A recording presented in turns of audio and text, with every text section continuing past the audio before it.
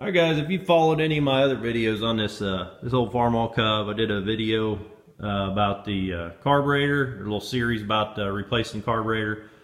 Did another series on the electrical 12 volt conversion on this. If you've seen any of them other videos, I haven't mentioned that pan under the tractor yet. I was kind of saving the best till last here. That pan, the best I can figure, is got red automatic transmission fluid in it.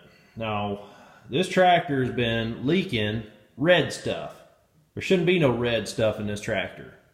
It's been leaking out here under the bell housing, mostly just kind of dripping around. I can't remember if it was leaking out of the rear end, or not earlier, but anyhow, I finally pulled the plug out. I looked down in the top with a flashlight when I first got a hold of this tractor and realized that some Yahoo, and I'm just changing it today, it's been sitting inside, I ain't been running it. It hadn't run since I brought it in here. Some Yahoo put red automatic transmission fluid in this gear case.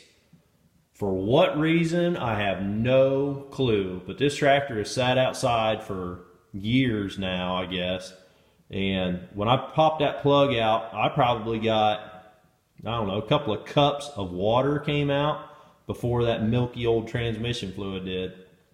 Why the hell somebody put red automatic transmission fluid in a 1949 manual shift old farm tractor? I have no clue. It calls for gear oil. So you just never know what you're going to find. Farmer fixes, baler and wire, duct tape. You just never know what you're going to find on these old tractors. I thought maybe you guys would get a kick out of that. I know it's something I never heard of before.